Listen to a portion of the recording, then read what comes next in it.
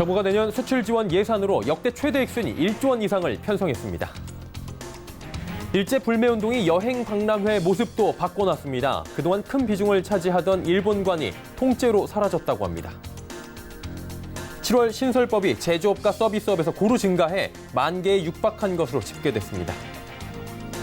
지난주 수십 대 일, 많게는 200대 1이 넘는 높은 청약 경쟁률이 나왔습니다. 이 경쟁률을 두고 시행을 앞둔 분양가 상한제 때문이라는 분석이 많은데요. 오늘 이슈플러스에선 높아진 청약 경쟁률의 이유가 과연 분양가 상한제 때문인지 알아보도록 하겠습니다. 센 뉴스플러스 시작합니다.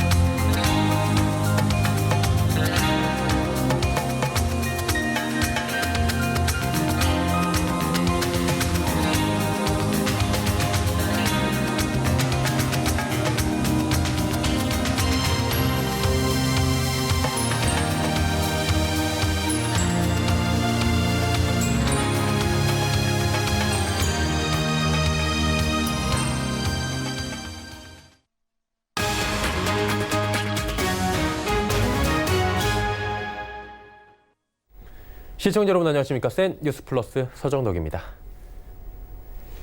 일본의 경제 보복에 전 국민적인 일제 불매운동이 일어나고 있는 가운데 가장 큰 타격을 입은 곳은 여행업계입니다. 이러한 변화가 여행 박람회 모습도 바꿔놓았다고 합니다. 매년 큰 비중을 차지하던 일본관이 통째로 사라졌고 대신 이 자리를 동남아관과 국내 여행관이 채웠습니다. 박람회를 찾은 관람객들도 일본 대신 국내나 또 다른 국가로 여행을 간다는데요. 변화된 여행 박람회 현장을 문다혜 기자가 전해드립니다. 서울 코엑스에서 열리고 있는 모두투어 여행 박람회. 관람객들이 여러 해외 국가 전시관을 둘러보고 있지만 박람회 현장 어디에도 일본관은 보이지 않습니다. 일본의 경제 보복으로 반일 감정이 격화되자 모두투어가 여행 박람회에서 일본을 아예 제외한 것입니다. 이처럼 반일본 정서가 심화되자 올해 여행 박람회에는 아예 일본 부스가 설치되지 않았습니다. 대신 이처럼 동남아관들이 메인에 자리하고 있습니다. 박람회를 찾은 시민들은 일본의 경제 보복으로 인해 일본 불매 일환으로 일본 여행을 가지 않겠다고 입을 모았습니다. 네, 일본은 안 가고 싶어요. 일본 그 경제 보복이라든가 지금 시사화되는 게 일본 불매운동이 많이 일어났는데 그것이 정치적으로 해결이 된 다음에 어떤 기회가 되면 가볼까 현재는 생각이 없습니다. 더불어 시민들은 일본 여행 대신 국내 여행지나 다른 해외 국가로 발길을 돌릴 것이라고 입을 모았습니다.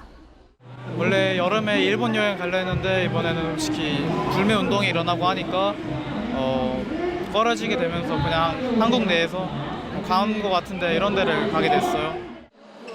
이처럼 일본 여행 수요가 박람회 모습까지 바꿔놓은 가운데 일본 수요 급감으로 여행사들은 곤경에 처했습니다. 일본은 여행사 매출의 15%에서 20%를 차지하는 주요 국가이기 때문입니다. 줄어든 일본 여행이 대체제인 다른 국가 여행으로 이동하는 데는 시간이 다소 걸릴 것으로 보입니다. 당장 항공사들도 이제 일본 노선을 축소하고 다른 지역으로 옮기려고 하니까 그거에 맞게 이제 여행자들도 자연스럽게 유도가 될 거라고 생각을 하는데요. 아무래도 시차가 조금 시간이 좀 걸려서 당분간은 일본 여행객 축소가 불가피할 것으로 생각됩니다. 서울경제TV 문다혜입니다. 중소벤처기업부는 지난 7월 신설 법인 수가 10,000개에 육박해 지난해 같은 기간보다 11.4%가 증가했다고 밝혔습니다. 7월까지 누적으로는 약 64,000개의 법인이 신설됐는데 이는 전년 동기 대비 3.4% 늘어난 것입니다. 업종별로 보면 도소매업 신설 법인이 2,000개를 넘어 전체 중 21.1%로 가장 큰 비중을 차지했습니다. 이어 제조업이 약 1,800개, 부동산업 약 1,300개 순으로 뒤를 이었습니다. 한편 제조업의 경우 지난해 같은 기간보다 10% 증가했는데 이 중 음식료품과 전기, 전자 분야의 증가세가 컸습니다. 코스닥 시장 활성화로 특례 상장 기업들을 늘려주고 있는데 정작 주가는 공모가에 못 미치고 있습니다. 부진한 경제 상황 때문인데요. 하지만 하반기부터는 기술력을 입증할 만한 자료들이 나올 것으로 기대가 되며 반등에 나서줄지 주목받고 있습니다. 이소연 기자의 보도입니다. 코스닥 활성화 방안 중 하나인 특례 상장은 현재 기업의 재무제표보다 기업의 성장 잠재력을 평가해 상장을 추진하는 방식입니다. 한국거래소에 따르면 올해 특례 상장한 기업은 총 9곳입니다. 문제는 전반적으로 부진한 시장의 흐름 속에 특례 상장 기업들의 수익률 역시 하향세를 보이고 있다는 점입니다. 이에 대해서는 성장 잠재력을 보고 평가해야 하는 종목의 특성상 당장 수익이 나지 않아 투심이 약해졌다는 분석이 나옵니다. 실제로 올해 특례 상장한 9곳 모두 현재 주가가 공모가보다 낮은 수준입니다. 범위를 작년까지 넓히면 특례 상장한 기업은 총 30곳입니다. 30곳 중 공모가보다 높은 주가를 기록하고 있는 기업은 6곳에 불과하고 이 중 3곳은 공모가보다는 높지만 시초가보다는 낮은 주가를 기록하고 있습니다. 이소중 SK증권 연구원은 일부 특례 상장 기업의 경우 상장 당시 높은 비중을 차지했던 벤처금융이나 기관 투자자의 지분이 오버행 이슈로 작용하며 주가가 빠진 측면이 있고 기술력을 입증할 임상 등 결과가 아직 나오지 않아 반등하지 못한 측면도 있다고 설명했습니다. 이어 하반기에 기술력을 입증할 자료가 나오면 가치평가에 반영될 수 있을 것이라고 분석했습니다.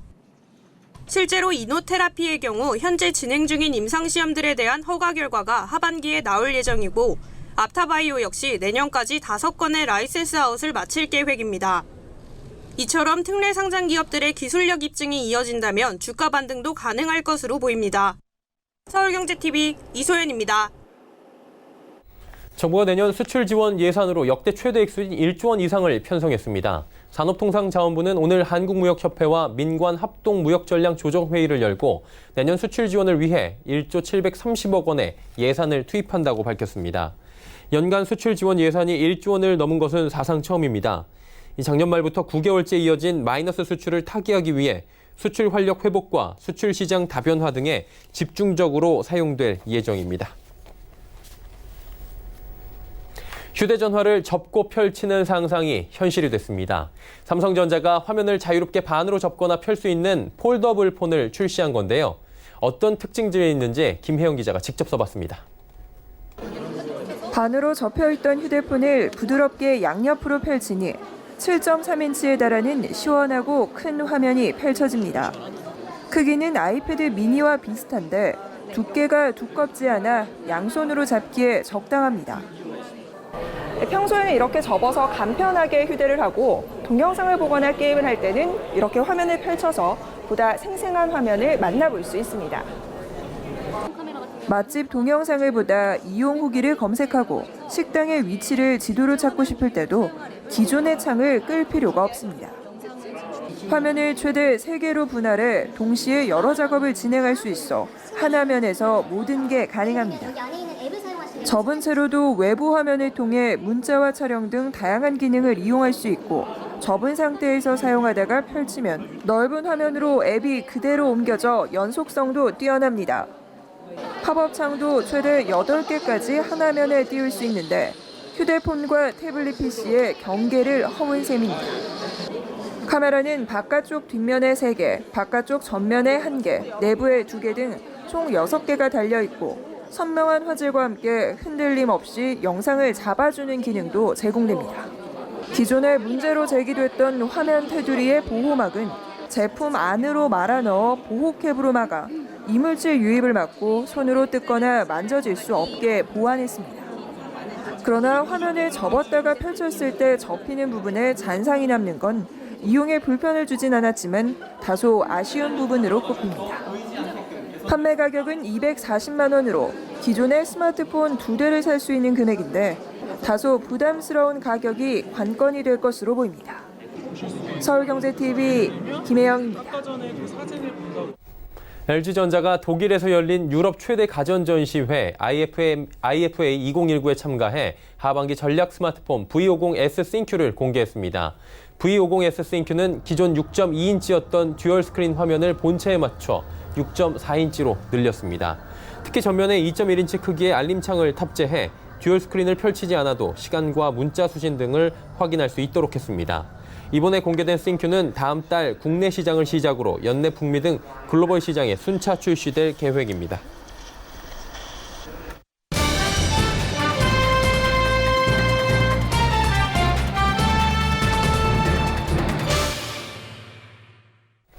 수십 대 1, 많게는 200대 1이 넘는 높은 청약 경쟁률이 나오며 시행을 앞둔 분양가 상한제 때문이란 분석도 나오고 있는 상황입니다.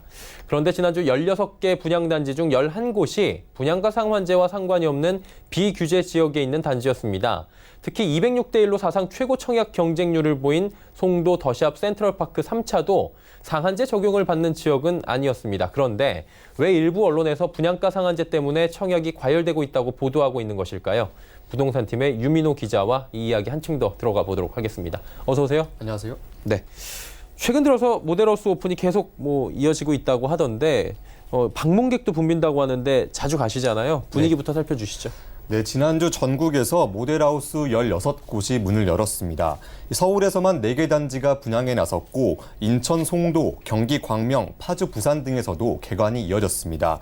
이 부동산 업계에 따르면 수도권과 주요 분양 현장에는 지난 주말 3일 동안 방문객 20만 명이 몰린 것으로 조사됐는데요. 특히 롯데건설이 서울 송파구에 짓는 송파 시그니처 롯데캐슬에는 3만 7천 명, 5년 만에 사업이 재개된 송도국제업무지구에서 포스코건설이 분양하는 3개 단지에는 4만 5천 명이 찾았습니다. 주말 동안 전국적으로 수십만 명이 지금 몰리고 있다 이렇게 정리가 될 것 같은데 그러다 보니까 청약 경쟁률도 속속 나오고 있는 상황인 거죠? 네, 그렇습니다. 가장 눈에 띄는 곳은 앞서 언급한 인천 송도입니다. 예. 이 오랜만에 분양이 이루어졌는데 3개 단지의 청약 통장 무려 11만 개가 몰렸습니다. 송도 더샵 센트럴파크 3차는 206대 1의 1순위 청약 경쟁률을 기록했는데요. 이 가장 관심이 높았던 서울로도 한번 넘어가 보겠습니다. 이 낮은 분양가로 관심을 모았던 송파 롯데캐슬은 54대 1, 서대문 푸르지오 센트럴파크도 43대 1로 청약을 마쳤습니다. 수십 대 1에서 많게는 206대 1까지 어마어마한 경쟁률이 지금 나오고 있는 겁니다. 시행을 앞둔 분양가 상한제의 영향 때문이다. 이런 언론 보도가 지금 줄을 잇고 있는데 어떻습니까? 네, 서울 송도와 서울에서 이 높은 경쟁률이 나오자 일부 언론과 전문가들은 이 분양가 상한제 확대를 원인으로 꼽고 있습니다. 네. 이 한 언론 보도를 통해 한번 짚어보겠습니다. 이 상한제 앞두고 청약시장 활활, 송도 3개 단지에서 11만 명 몰려란 제목으로 이 송도 더샵 3차에 역대 최고 경쟁률을 기록했다고 이렇게 좀 보도를 했는데 이 기사 내용을 살펴보겠습니다. 이 송도 신도시에서 오랜만에 분양한 새 아파트인데다가 이 GTX 비노선 호재에 투자 수요가 대거 몰린 영향, 그리고 상한제가 시행되면 앞으로 청약 경쟁이 더 치열해져 입지 여건 좋은 아파트를 선점하려는 수요들이 청약에 나선 것으로 보고 있다는 전문가들의 전망을 곁들였습니다. 예, 이런 내용의 기사들이 수십 건 쏟아졌는데요. 이 문제는 인천 송도가 민간 택지 분양가 상한제하고는 아무 상관이 없는 지역이란 겁니다. 다시 말해 상한제 적용 지역인 투기과열지구가 아니라는 건데요. 이 송도 바로 옆에서 제도가 시행된다면 얘기가 좀 다를 수 있겠지만 인천은 모두 적용 대상 지역이 아닙니다. 이 분양가 상한제 탓에 송도 분양단지가 최고 경쟁률을 갱신했다는 보도와 분석은 좀 과해 보인다는 지적입니다. 한마디로 분양가 상한제는 민간 택지에 지금 적용을 하고 있기 때문에 투기 과열 지구에다가 할 수밖에 없는 상황인 건데 그렇다면 지난주에 분양한 곳 중에서 몇 곳이나 이에 포함이 되는 겁니까? 네, 이게 중요한 부분인데요. 예. 이 현재 투기 과열 지구로 지정된 곳은 서울 전역과 경기 과천, 분당 등입니다. 투기 과열 지구라고 해서 반드시 분양가 상한제가 반드시 시행되는 것은 아니고 이 집값과 물가 등 정량적 요소와 또 주거정책심의위원회 등을 거쳐 확정되는 겁니다. 지난주 분양에 나선 16개 단지 중 투기 과열 지구는 5곳뿐이었는데 이마저도 서울 4곳을 빼면 광명시가 유일합니다. 그러니까 서울, 광명을 제외하면 지난주에 분양한 곳 중에서는 관련이 없다라고 정리가 될 것 같습니다. 그렇다면 반대로 서울이나 광명은 어느 정도 영향이 있지 않을까 이런 의심도 드는데요. 네, 분양가 상한제 시행을 앞두고 이 심리적인 요인이 충분히 작용할 수 있습니다. 네. 이 개인에 따라서 그렇게 좀 생각할 수 있다는 건데요. 특히 언론 등에서 이 상한제가 시행되면 이 수익 감소의 그 시행사와 재건축 조합들이 사업을 미루면서 공급 감소로 집값이 오르기 때문에 지금 집을 마련하라고 이런 좀 부추기는 주장들이 좀 나오고 있습니다. 하지만 상한제로 분양가가 싸게 나오는데 이 기다렸다 청약하지 않고 앞서 분양한 아파트나 기존 신축 아파트를 사려는 사람들이 얼마나 될까요? 지난주 당연 인기가 높았던 곳은 송파 시그니처 롯데캐슬입니다. 이유는 전용 59제곱미터 기준으로 분양가가 5억 원대 중반대에 책정됐기 때문에 이 주변 시세보다 2, 3억 원가량 싸게 살 수 있어서입니다. 만약 이 단지가 3, 4개월 뒤에 분양을 하면 이 급한 사정이 있는 사람을 빼곤 기존 단지를 매수하기보다는 싼 아파트를 기다릴 겁니다.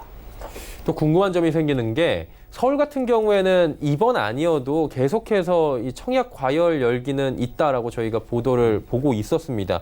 43대 1 나왔다고 하는데 서대문 푸르지오 센트럴파크가 뭐 이례적으로 높은 건지, 그리고 그렇다면 상한제의 영향을 받은 건지 이 부분도 좀 짚어봐야 될 것 같아요. 네, 앵커가 말씀하신 것처럼 원래부터 서울은 청약 대기 수요가 높은 지역입니다. 이 올해 초 고분양가 논란이 있었던 일부 단지를 빼고는 좀 완판 행렬을 계속 이어가고 있습니다. 지난달 분양한 등촌 두산 2부는 43대 1, 이수 푸르지오도 203대 1로 청약을 마감했습니다. 그런데 이제 적용 지역 대상인데도 그 청약 경쟁률이 또 저조한 곳도 있었다면서요? 네, 말씀드린 것처럼 투기 과열지구인 광명시에서 분양한 철산역 롯데캐슬 SK뷰 클래스티지도 일부 타입이 경쟁률 6대 1을 넘지 못했습니다. 이 단지는 1순위 기타 지역 접수를 오늘 진행했습니다. 요즘 상한제 관련 보도들이 잘못된 정보를 의도적으로 확산을 해서 이 비싼 값에 집을 사게 만드는 건 아닌지 좀 걱정이 되는 상황입니다. 집을 살 때는 가격뿐만 아니라 대출, 직주 근접, 그리고 상승 전망 등 여러 가지 요소를 꼼꼼하게 따져보는데요. 실수요자 대부분은 상한제 덕에 집을 싸게 살 수 있다는 알고 있음에도 불구하고 지금 집을 안 사면 손해다, 이런 분위기에 휩쓸리지 않도록 주의하셔야겠습니다. 네. 분양가 상한제가 이제 다음 달이면은 민간에도 적용이 되는데 관련 보도들 꾸준하게 검증해보고 있습니다. 유민호 기자였습니다. 고맙습니다. 감사합니다.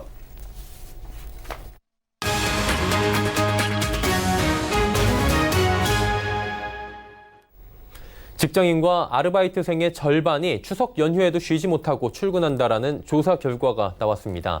취업포털 잡코리아가 직장인과 아르바이트생 1,200명을 대상으로 조사한 결과 직장인의 45%와 아르바이트생의 65%가 추석에 근무하는 것으로 나타났습니다.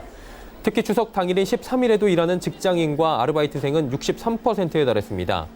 추석에 근무 예정인 응답자 가운데 별도 수당을 받지 않는다고 답한 직장인은 48%, 아르바이트생은 57%에 달했습니다. 무더웠던 날씨가 한풀 꺾이고 아침 저녁으로 선선한 바람이 부는 가을입니다. 하지만 냉방이 잘 되지 않는 오래된 집에 사는 주거 취약계층은 다가올 내년 여름이 걱정입니다. 이에 한국토지주택공사는 이들을 위해 올해 에어컨 1,500대를 지원하고 있습니다. 현장에 유민호 기자가 다녀왔습니다.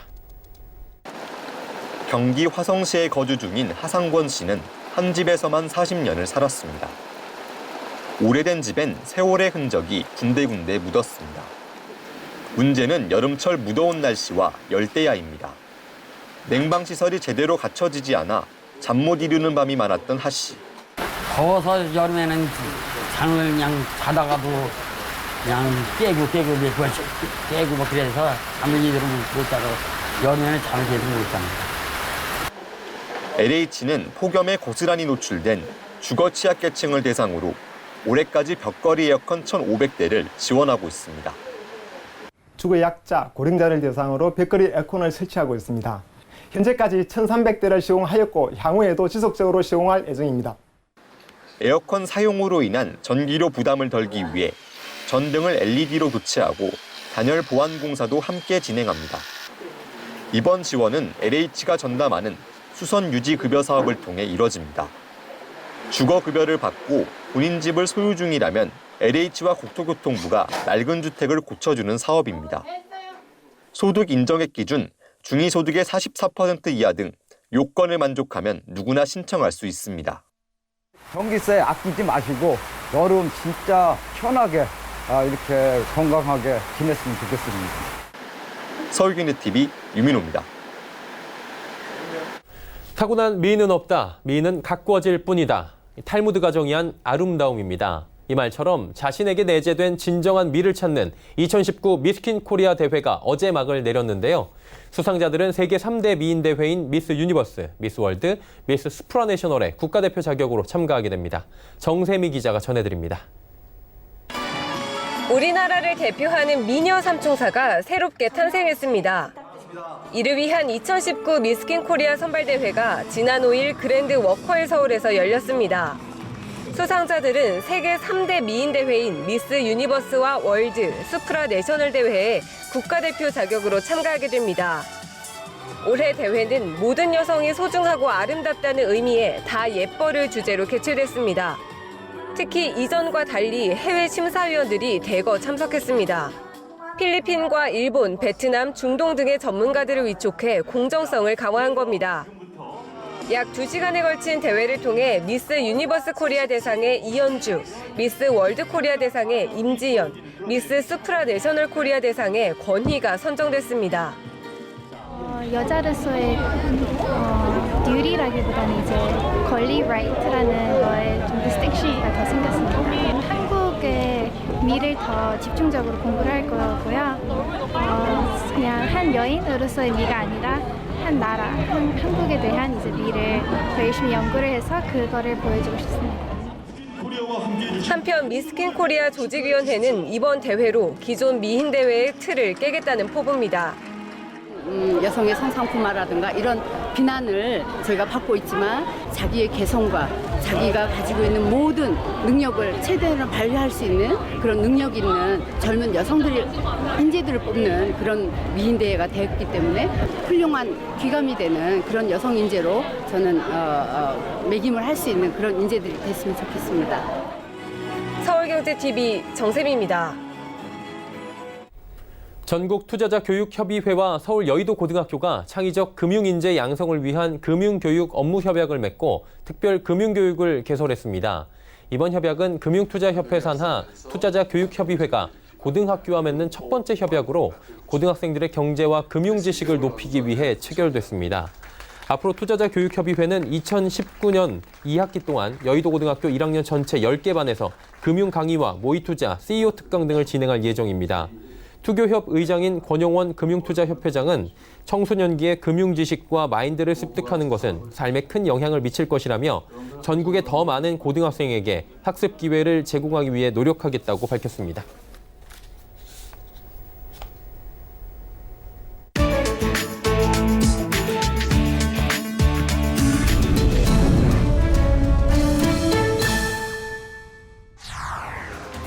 BBC 방송은 뉴질랜드 연구진이 네스호 괴물의 실체를 규명하는 가설을 제시할 예정이라고 보도했습니다.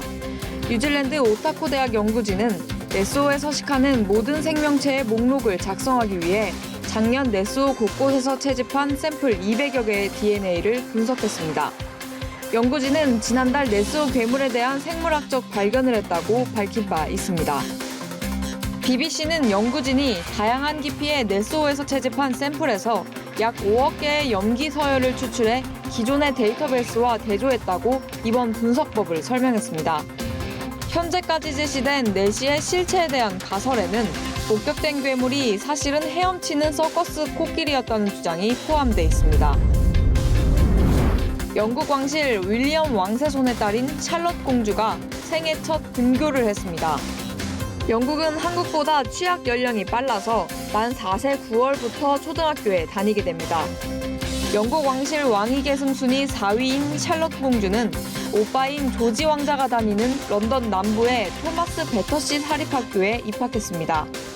샬럿 공주는 이 학교의 교복인 파란색 점퍼 스커트와 흰색 블라우스, 하얀 양말과 검은 신발을 신고 등교했습니다.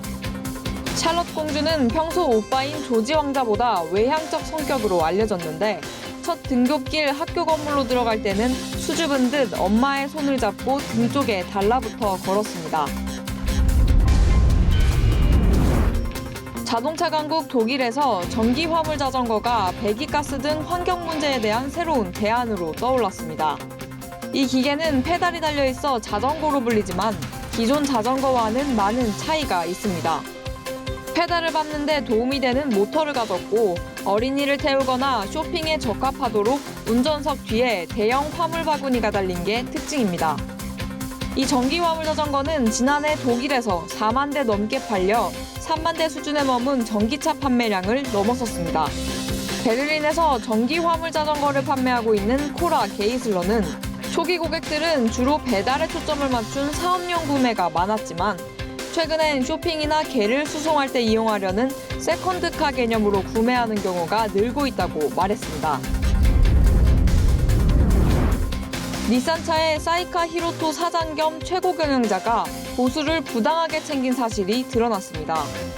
사이카와 사장은 카를로스 곤 전 닛산차 회장의 보수 축소 신고 등 개인 비리를 적극적으로 들춰내 검찰 수사를 받게 한 뒤 내쫓은 주역이라 더 큰 충격을 안겨주고 있습니다. 사이카와 사장은 기자회견을 열어 부당하게 보수를 받은 사실을 인정했지만 권리 행사 시기를 늦추라고 지시하는 등 의도적으로 부정을 저지르지는 않았다고 해명했습니다. 일본 언론은 사이카와 사장이 곤 전 회장의 비리를 막지 못한 상황에서 본인의 보수를 둘러싼 비리까지 드러남에 따라 닛산차 경영진에 대한 불신이 커질 것이라고 전망했습니다. 평양에서 전국 단위 패션쇼인 제17차 조선옷 전시회가 열렸습니다. 로이터 통신은 이번 패션쇼의 영상을 조선중앙통신으로부터 제공받아 보도했습니다. 패션쇼가 열린 청년중앙회관 실내는 다소 어두워 보이는데요. T자 모양의 런웨이를 걸어 나온 모델들을 찍기 위해 스마트폰을 든 북한 주민들의 모습이 눈에 띄었습니다. 어린이 모델들의 귀여운 동작에 미소 짓는 관객들의 모습도 영상에 담겼습니다. 북한은 매년 봄과 가을 한복 전시회를 갖고 새로운 한복 패션을 소개하고 있습니다. 아르헨티나 축구 영웅 디에고 마라도나가 자국 프로축구팀 힘나시아 라플라타 사령탑으로 그라운드에 복귀합니다. 아르헨티나 1부 리그 힘나시아 라플라타 구단은 세계에서 가장 아름다운 클럽이 마라도나를 환영한다면서 마라도나를 감독으로 선임했다고 밝혔습니다. 계약 기간은 올 시즌이 끝날 때까지입니다. 마라도나는 1986년 멕시코 월드컵에서 아르헨티나의 우승을 이끈 세계적인 축구 스타지만 은퇴 후 지도자로서 성적은 신통치 않았습니다. 아르헨티나 대표팀 감독을 맡아 2010년 남아프리카 공화국 월드컵에 출전했지만 8강에 그쳤고 아랍에미레이트 2부 리그 팀을 맡았다가 성적 부진으로 11개월 만에 사퇴하기도 했습니다. 또 지난해 9월 멕시코 2부 리그 팀의 사령탑에 올랐다가 지난 6월 건강 문제로 사임한 바 있습니다.